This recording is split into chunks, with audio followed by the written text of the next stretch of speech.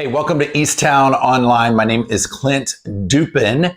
And hey, if you've never checked in here with us at Eastown, why don't you go ahead and do that right now? Simply text Eastown to 94000, and we would love to send you a free gift. Now, this is Love Local Action Week or Love Local Action Day. So we are not meeting in person on purpose, right? We want people to actually put into action what we talk about. There's a scripture called, or a scripture that says, faith without works is dead, right? Faith without works is dead. We can have all the religious talks we want, all these faith talks, but if we're not actually using it, or we're not actually allowing God to work through us to meet the needs that are around us, then what are we doing? It can be simple little things like taking a dinner to your neighbor. It could be having a group of people over at your dinner table this week that you've never had over before. It's meeting any injustice that's around you, saying, hey, I'm the solution to this problem. So we want to take that serious, so serious that we're saying, hey, we're not going to meet in person because we want you out there making, right, changing the landscape in the city, in the town, in the neighborhood in which you live. Now, my buddy Sean is here. He's going to talk a little bit more about that in just a few moments, but I have some things I want to share with you right now. Next week, September 11th, we're launching a few things, right? We're having a lot of fun. One of the things we're launching is we're reopening our nursery, our Eastown nursery. That is a huge answer to prayer, especially for those of you who have little children, right? We already have our Eastown kids. That's going to be great. But next week, our Eastown nursery is opening. I think you're going to really love that. We are also going to have street tacos after the service. And we just provide that so we can hang out, because we believe that you're going to invite somebody, a friend, a neighbor. It could be their first time, and we want to get to know them around street tacos. There's nothing better, right? And then also, I'm going to be launching a brand new series called It's Okay to Not Be Okay. Watch this. I don't know how we're going to make this work once the baby arrives. Money is so tight right now. Katie's morning sickness is out of control. I know she feels miserable right now, but we're fighting so much. I hate it. I wish I could talk to my dad. Why did he have to die so young? I should probably get a checkup scheduled for myself. I know his heart thing was hereditary. I'm so anxious. I haven't been sleeping. My marriage feels like it's on the rocks. Everything feels like it's slipping. Hey, how's it going? Me? I'm great.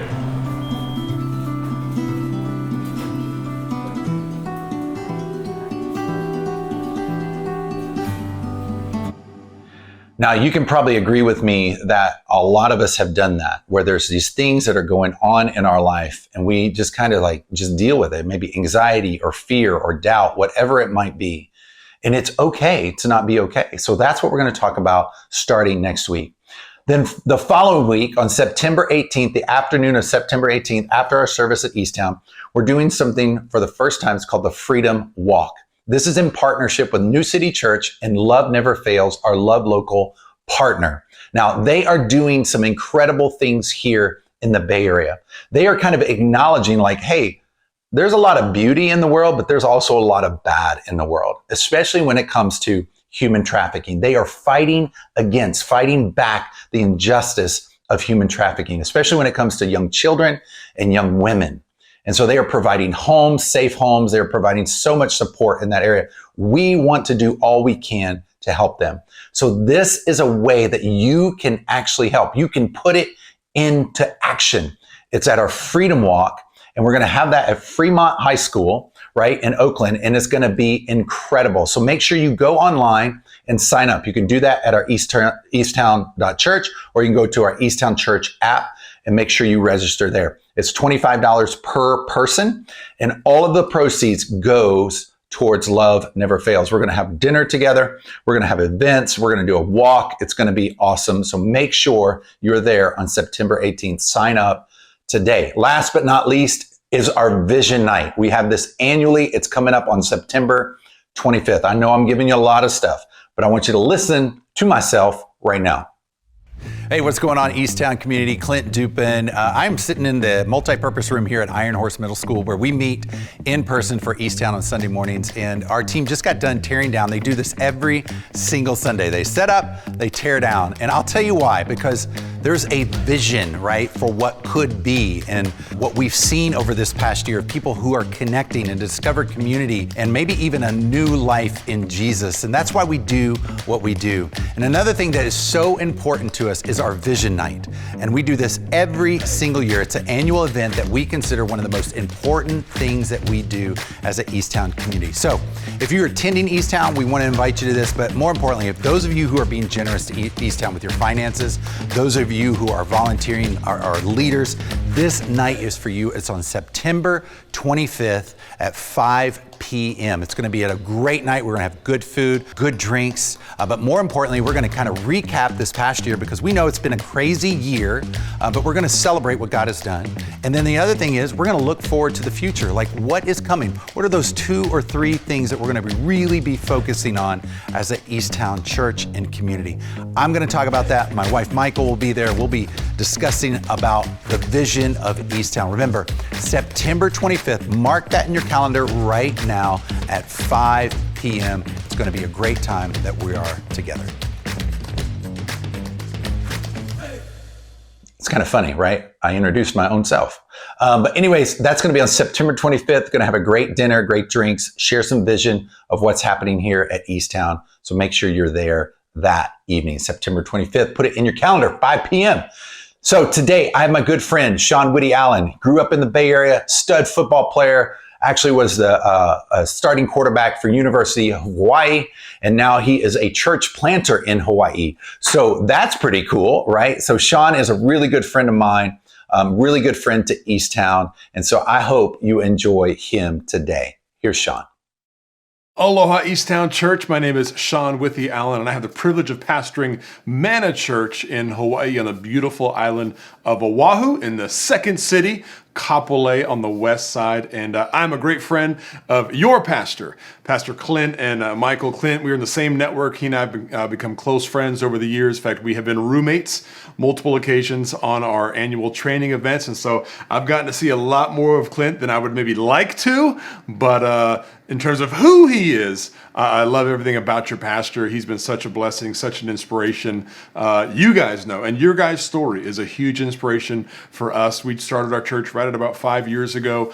So right in that similar pathway, walked through COVID the same way. And I'm especially excited to be able to share with you guys today as we're sitting here in Love Local Action Week. All right, a little bit of my story. I was actually born right here in the East Bay, Alta Bates Hospital, Oakland, California. Spent the first 12 years of my life in the Berkeley, Oakland area. Grew up there before my family relocated to Hawaii. And I'm not here to preach a message to you guys today. I want to really just kind of share my story with you, and especially with the special week that you're going into, because I think my story is going to strengthen your faith and also inspire you to devote more of yourself to God and to see purpose in every little thing you do when we talk about loving the local community and putting action behind our words.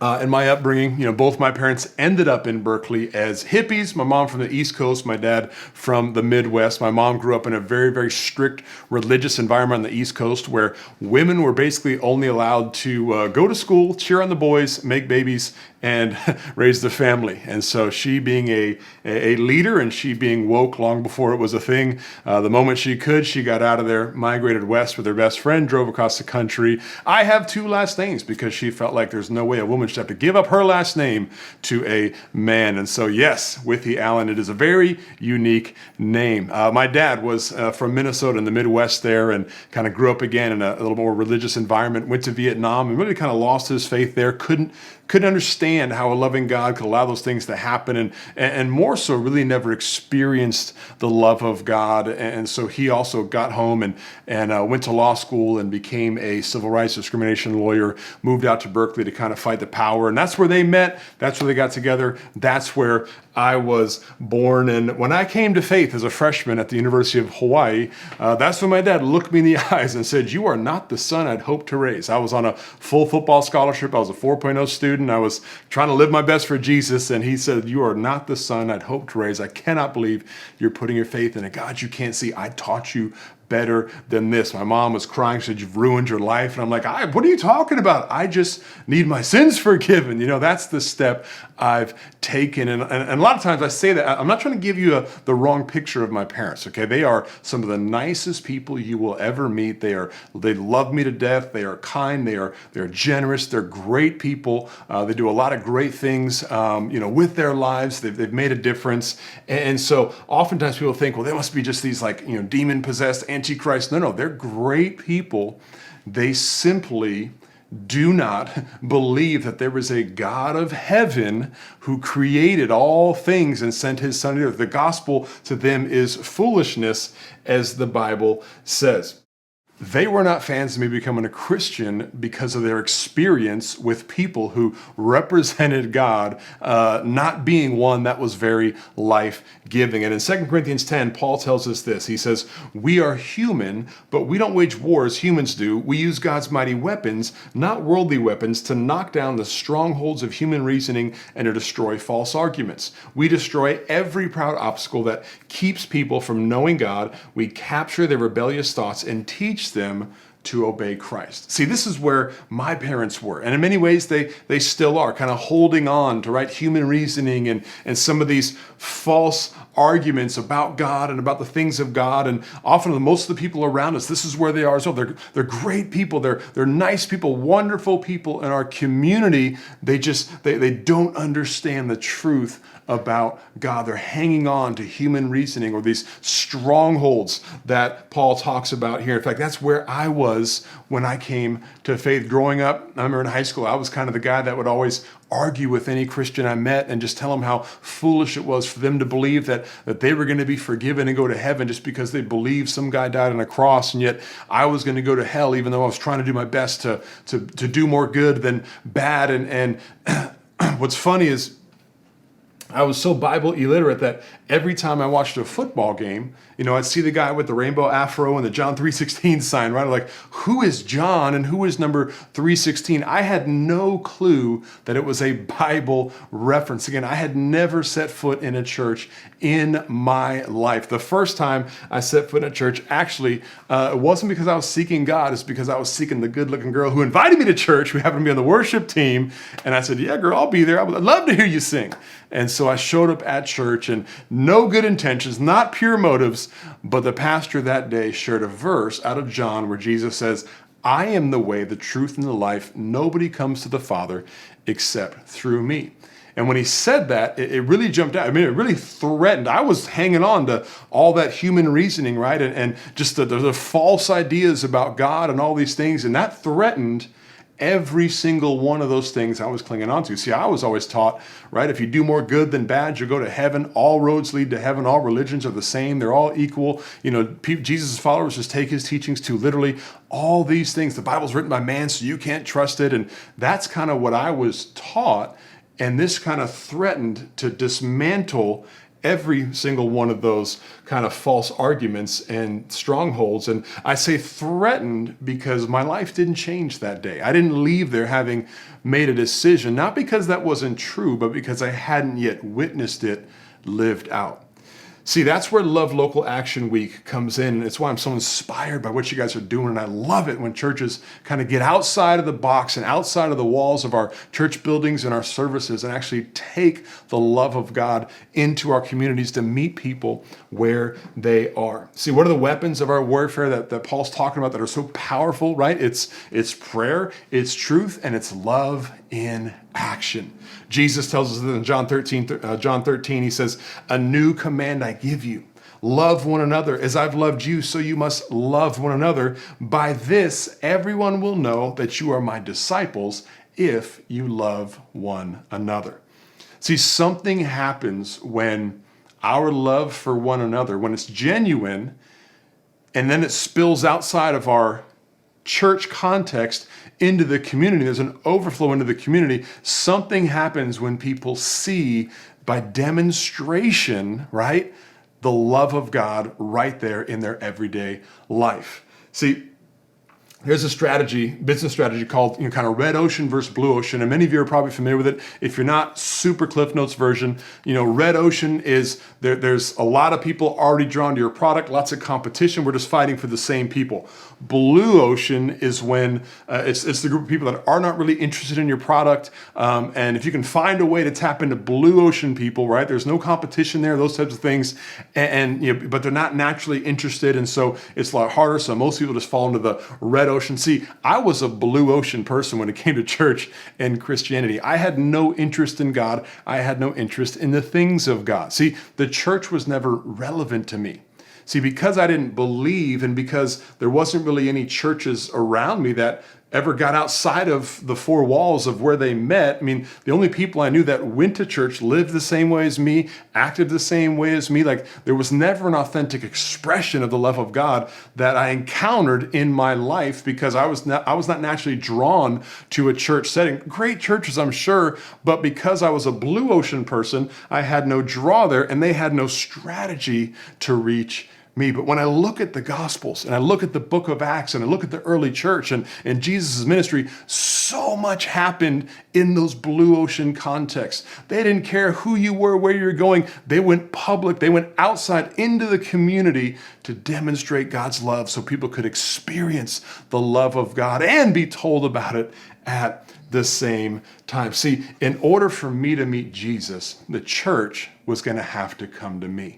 And that's what happened when I was a freshman at the University of Hawaii. I remember I was on football scholarship, as I said, and so we had spring workouts, and the Pro Bowl was played in Hawaii every year, and I wanted to play in the NFL. And so someone from a church had a great idea. Hey, let's do like a free event, basically an outreach, what we call it nowadays, but a free event in the community and bring some Pro Bowl players out who love Jesus, and people can meet these Pro Bowl players and hear their story about their relationship with God and why it's important and all those things. And so someone engaged me right where I was, right there. And the player was Tony Baselli. I was like, I want to meet Tony Baselli. I want to hear Tony Baselli's story. I want to be like Tony Baselli one day. He was just inducted into the Hall of Fame. And this was back when he was playing with the Jaguars. And so I went to the event, again, had no interest in going to church or following Jesus. But when I went to this, when the church met me where I was, and now all of a sudden, Tony Baselli's bringing his faith into the equation, and I'm hearing someone's story. See, your story, my story, it's all God's glory. And I remember Tony's story. For the first time in my life, I had encountered a Christian who I could really relate to, who I admired, who I respected. And it was like he was speaking like my inner language somehow. And I just remember after hearing his story and talking to him, I found myself praying to receive Jesus Christ as my Lord and Savior and to ask forgiveness for my sins. And at that point, then, yes, I became a follower of Christ and joined the local church and began to grow and learn how to read the Bible and pray and all that. But you see, it took the church coming to me for me to meet Jesus. And that's what I love about what you guys are doing right now in this Love Local Action Week, because you guys have the capacity to engage both red ocean and blue ocean people simply by demonstrating the love that you've experienced from God in light of other people, and bring the love of God to where people are, where they meet, where they play, where they live, where they work. When they encounter God in those spaces, oh my goodness, that's where we see the power to dismantle those strongholds and the power of human reasoning. Revelation 12:11 says, and they defeated him, talking about Satan, by the blood of the Lamb and by the word of their testimony. See, never underestimate the power of your story. Right? You don't have to have all the perfect things to say. Just tell them about what God's done in your life, right? Nobody can argue against your experience, against your story. It may not be their experience, but the thing is, they got to wrestle with it. That's what happened with me and Tony. It was like, man, this guy's talking about following Jesus. Like, I had all these excuses before, but all these other people that are falling short. But man, he's really doing it. I have no excuse anymore. And it led me to finally go all in, finally say yes to Jesus. And now I am where I am now. See, I love it. We're all about getting involved in our community because really all it is it's about, using action, using, right, the love of God and putting that into action, getting out in the community and finding ways. What's the whole point? All we're trying to do is create opportunities for us to share our story about how God's grace has transformed us right off the platform of action. See, now that you've experienced God's love, let me tell you about God's love because it's changed my life. And this is a huge part of our kind of strategy, as you call it, as a church as well. I remember coming to Hawaii. I grew up in Hawaii, then I was on the mainland for about 10 years, and we moved back home to start the church. And I just remember being told, in the pre-launch process, well, you can't be generous in Hawaii, right? You got to be really tight-fisted. You got to be wise because there's just not enough money. It's super expensive. And the average jobs, people don't really make any more than they would, at a lower cost of living place. And so I just thought, you know what? That just doesn't sound like God. Like what God's put in my heart, requires some radical generosity, requires us to go where people live and work and play and to just simply be generous and to give stuff away and to serve with no strings attached. And, it can't just be about what we can get. It's got to be about what we can give. And we just set out to do that. And I can just, tell you, just this year alone, it's pretty cool. We've done 84 different local outreach projects in our community through July. 84, incredible, almost 1,300 hours of community service at some level has been given by our serve team members. That comes out to almost 160 hours a month. Just given into the community, just trying to meet people where they are. Serve. It's, it could be a beach cleanup. Maybe it's an operation at the homeless shelter, helping out with foster care communities. Wherever we can do to position ourselves in such places, just giving stuff away, right? So we go on street corners. We get some ice cold drinks, put out some signs. Hey, free drinks on a hot day. Here's a nice cold drink. It gets hot in Hawaii year round. And so people are always looking forward to a nice cold drink. They always say, why are you doing this? Just a simple way to show you the love of God, no strings attached. And it wrecks people because they're like, there's no way you should be doing this. Why are you like that? And it just opens up these opportunities for one of the people on our team just to share their story, to offer prayer. We've seen people breaking down, crying, all kinds of stuff over a bottle of water or a can of Coke or whatever it is that we do. It's been awesome because over the last 5 years, we started our church 5 years ago and we've been able to invest over $500,000 into efforts like this because, hey, the gospel's free, but spreading it is not, right? You actually got to buy the stuff you give away and those types of things. And we're not stopping. And people say, that's impossible. Well, we're doing it, right? Because I don't know. I just feel like this is God's heart. God wants to meet people where they are to set up tremendous opportunities where their hearts are open because of your actions to now hearing your story of His grace coming alive in you. So, Eastown Church, I applaud you. I thank you for what you're doing. I encourage you, keep going. Every little investment you make, every conversation you have, that is a seed being sown. And I promise you, God is going to water those seeds. And when you get to heaven, you may not see them all on earth, but when you get to heaven, you're going to see the results of every little thing you did with the motivation of faith and love. So, love you guys.